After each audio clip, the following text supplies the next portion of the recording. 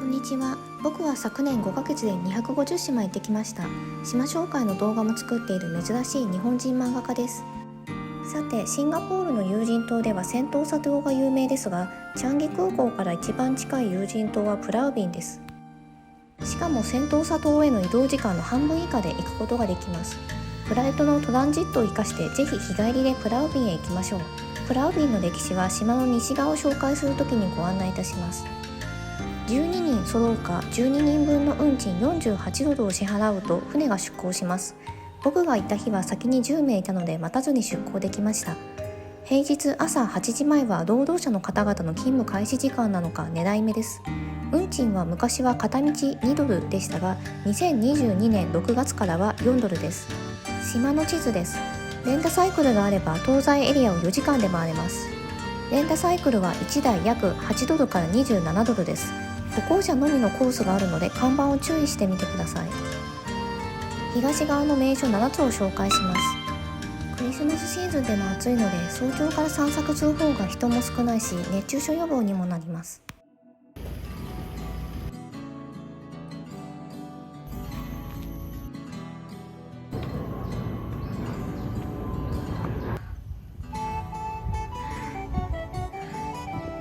ここは階段を上るのに10分要するかもしれません。時間がある人は湿地の後に立ち寄ってください。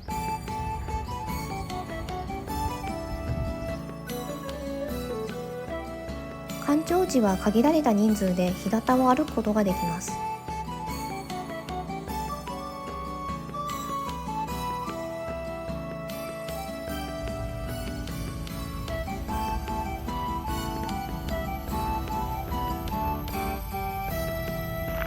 蚊がたくさんいますが、露出度高い服の人もいました。西側は僕の友人とハイキングした時の映像で紹介します。ちなみにゆっくり歩いても往復約2時間半程度です。プラウビンでは毎年6月下旬にフェスタウビンが開催されます。フェスタウビンはこの島を愛する全ての人のためのフェスティバルです。島の文化や環境について直接島の住民たちや専門家、ボランティアの人々から学ぶことができます。島の伝統的な遊びや当時あった小学校の話なども聞くことができます。朝9時半に初回のイベントが始まるので、今回のように朝8時には港に到着しておいた方が無難かと思います。シンガポールには約60の島がありますが、現在有人離島は2つだけ。このプラウビンとテコン島。テコン島にも島民がいますが、軍の関係者しか島へは上陸ができません。Google マップを読むと快適なリゾートホテルでもあるかのようなレビューが散見されますが、あれはシンガポールジョークとのことです。レビュアーたちよ、僕の調査時間を返せ。テコン島についてはシンガポール政府の文献や過去の映画で島の家や暮らしを垣間見ることができます。プラウビンのプラウはマレーシア語で島、ウビンは花崗岩を意味します。1828年にはプロオービンと地図に書かれていましたが、当時のイギリス人2名の作成した地図ではオーと表記されていたそうです。いや、なんでやねん。ここで廃屋になっている家の募集があった場合に自分らでリフォームして住むことができるようです。実際数年前にあるシンガポール人男性がその空き家プロジェクトでここで移住しました。西で今回僕が一番行きたかったのはジャーマンガールシュラインです。ガールの名称ですが、彼女は18歳だったそうなのですっかり成人だと思います。少なくとも日本の法律では成人扱いです。1914年、この島に住んでいた彼女は転落死とされていますが、実際のところも不明です。そして当時この島に住んでいた研究者の話では、ここでドイツ人家族がコーヒー農園を営んでいた歴史的証拠もないとのことです。2023年にドイツ人少女と思われる霊がプラウビンの防犯カメラで映っていたことが報道されましたが、別の少女なのかもしれません。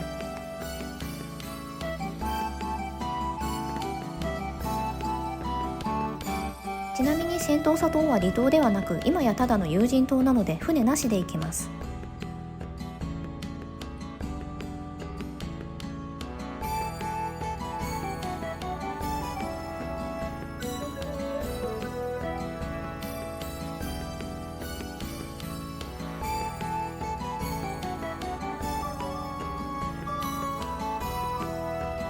よく見るとペットボトルが落ちていますね。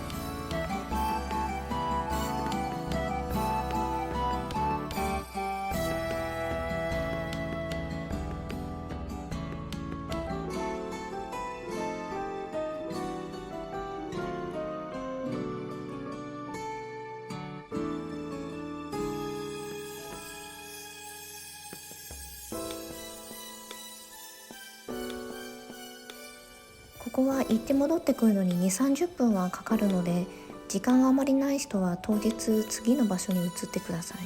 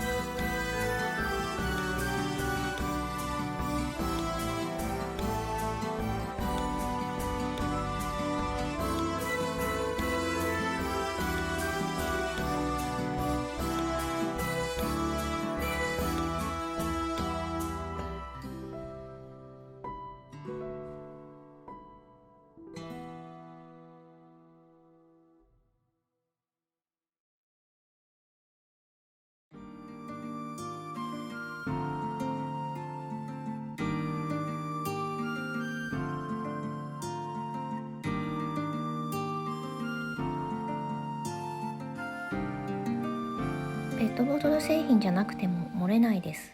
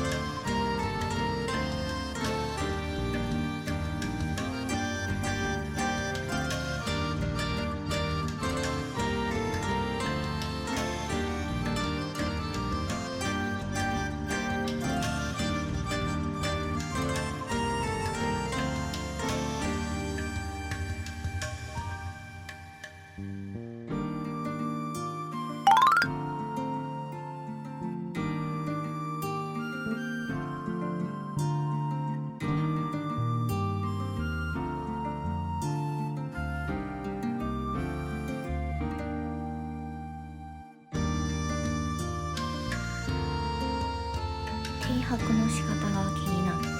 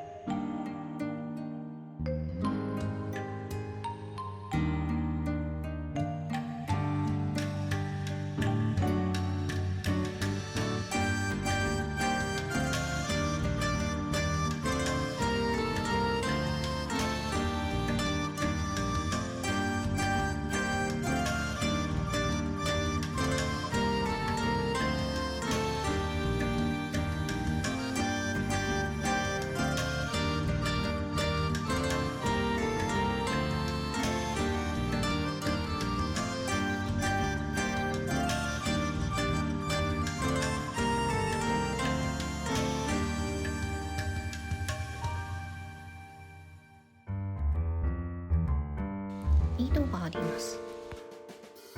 日本の沖縄県粟国島のトゥージを伝送しました。粟国島については後日別動画参照ください。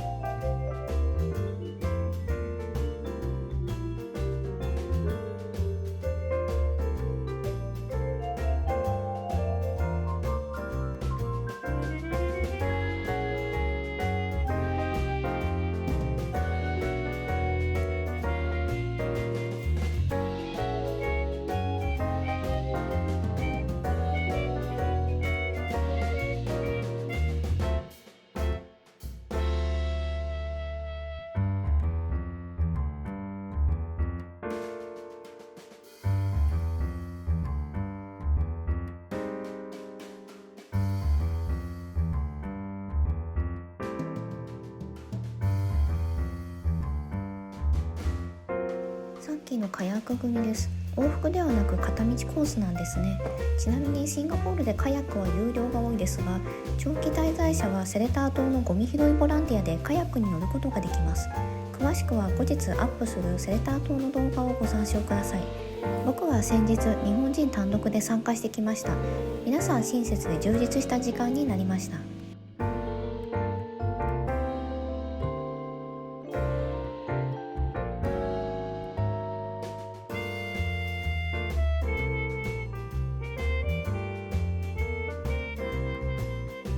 帰りの船は急いでいなかったので12人揃うのを待ちました。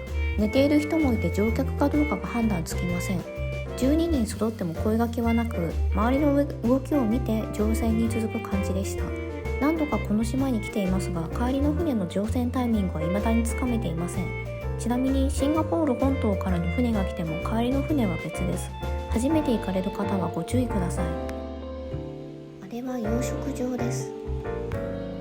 食事はゆっくりしたかったのでチャンギビレッジホーカーセンターに行きました。この時点でおよそ12時正午です。ここは良心価格なめに美味しいですね。美味しいお店は行列が目印とシンガポール人から教わっていたので、今回もそのようにしました。ここのサトウキビジュースはとても美味しいです。ラフルズエリアで飲んだサトウキビジュースより美味しい。そこは1杯4シンガポールドルでサトウキビの繊維がたくさん入っていたので、僕は喉を痛めました。二度と行きません。この店ではそういったこともなく、お子様でも安心してお飲みいただけるかと思います。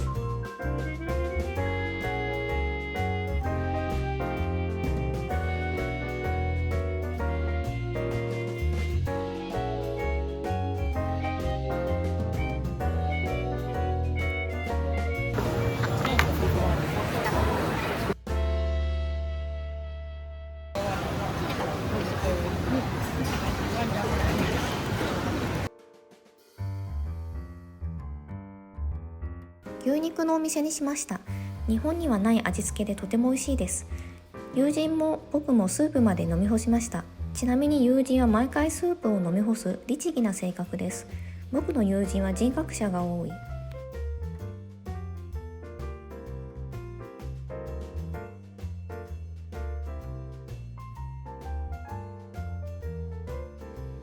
バスでチャンギ空港へ向かいます。タクシーだと20分程度ですが、まだ時間があったので僕らはバスにしました。僕の友人はシンガポールエアラインでこの後インドへ向かいます。ターミナル3で見送りし解散しました。ちなみに僕らは日本の奄美大島という有人離島で出会ったのがきっかけで友達になりました。島に住んでいる人も島を訪れる人も、どうぞ今後も島で素敵な体験をご視聴いただきありがとうございました。